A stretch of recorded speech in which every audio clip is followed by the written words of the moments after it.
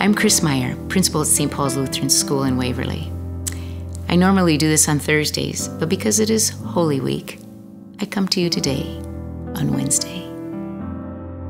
Emily Dickinson once penned, "Hope is the thing with feathers that perches in your soul and sings the tune without the words and never stops at all." Hope. That thing that perches in your soul. The preface page in White Hyacinths, one of my favorite books by Elbert Hubbard, cites a simple quote, "If I had but 2 loaves of bread, I would sell one and buy white hyacinths to feed my soul." I am so intrigued by that quote. It entices me to ponder the question, how do we feed our soul? How do we feed our souls when we are experiencing global loss of security that has affected our living and our dying, our working and all aspects of our daily life? How do we feed our soul when we are afraid and spiritually quivering? Music has filled my soul for most of my life, just as it has for many of you that are listening today. I think of the powerful tunes I tune into when I am contemplative or in personal need. For example, when I'm on the top of the world, completing challenges that are tasking me, advocating for people or things that I believe in, or deciding to go against the grain and take a stand, I always turn to a song from the musical Yentl, entitled "A Piece of Sky," sung by Barbra Streisand. And I can conquer the world then. After listening to that song, it feels like I can do anything. It feeds my soul.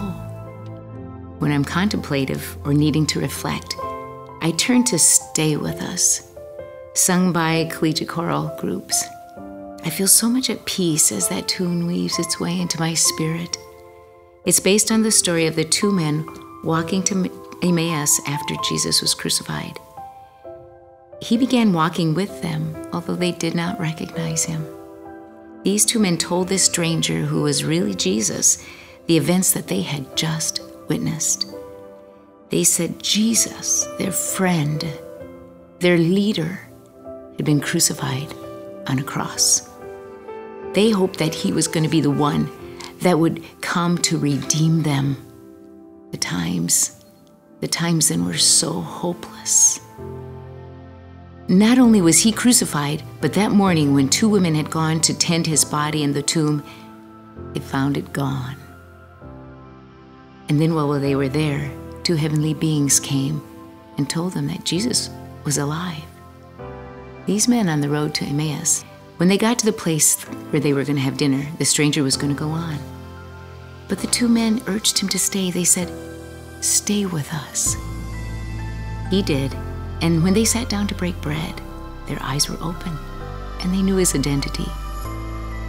The words of the tune, "Stay With Us," written by Egil Hovland, captures the need within me to hook my fear into something bigger than me. Something seems to reach down from that minor melody and feed my soul. I won't forget the time I lay on a bed waiting for a radiologist to come in to report the results of my thyroid biopsy. I remember mentally listening to my husband's gospel quartet, the brethren, sing "O Mighty Cross." I remember thinking, how can I hear all 4 parts of the quartet at one time within my brain, but not reproduce them when they came out of my mouth in a 4-part harmony? Why couldn't I do that? How did God know that the creation of music would serve as a distraction to worried humans as they wait for results of tests that could very well change their lives? How did God know that the distraction for those moments would be a cradle to a waiting spirit? Listening to that song in my head not only comforts me, it inspires me to go through anything that comes my way. It lifts me and it feeds my soul. These are but 3 examples of tunes that just send me, climb into my soul, take up residence, and make me feel motivated or at peace. It would do well for all of us to identify those things that feed our soul, especially in these days. One of my most meaningful areas in which I volunteer my time and experience as a mental health counselor and EMT is working to debrief emergency responders like hospital, ambulance, fire, and police after they experience a traumatic call. We have a process we use to help those public servants deal with the effects of tending to traumatic events and recovering from those memories. One of the things we do at the end of the debriefing experience is to go around and have all those attending to identify things that I call copers, or coping mechanisms, or rather those things that they love to do so much that when they do it, time just slips away. The example I always give is being able to sit down at the piano and play, or standing over a jigsaw puzzle and fitting those elusive pieces neatly into their home. Rarely do we find someone that has no coper at all in their life. The purpose is to name that thing that feeds your soul. If you do not know what you would identify as a coper in your life, or that thing you do that sends you to a place where you can tackle any challenge or find your reflective corner of peace, or find that much needed courage, then I urge you to start the journey to find those things that feed your soul. Music and hobbies are so much more than those things we add as identifiers in our lives that support our uniqueness. My dear friend Ron Mathias immediately sent me a list of all the great musical works he has collected over the years that feed his soul for nearly every feeling he faces. God made us individuals. God wired us with the need to hear music and respond in powerful ways. God made within us the restless need to keep music and that thing you can do for endless moments as white hyacinths to feed your soul. God created joy and created it for us. So, what might that be for you? This is Holy Week. It's a time to reflect on that great price that was paid for our lives by Jesus' death on the cross. I imagine that he must have had, in that time of torture and suffering, ached to have just a breath of something to feed his soul.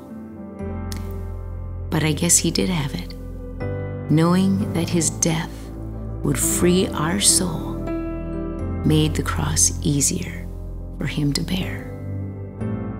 So, find your white hyacinths. Use them as something to soothe your soul during this pandemic, which has become our own cross to bear. May finding that time of comfort and joy in the task give us faith, so that as we bear our own crosses, we know that Easter is on the other side of Friday, ready to feed our soul with joy. Will you pray with me? Gracious God, feed our soul. Bring those things into our lives that encourage us just by the hearing or the doing. Help us find the discipline during these days to carve out time to do the things that feed our soul, with a pleasure that we can meet you there, and then find it is the place where you can more easily step into us to fill our doubt with confidence and replace our fear with peace. Thank you that you are the ultimate nourishment of our soul. Amen. I'm Chris Meyer, principal of St. Paul's Lutheran School. Join me next Thursday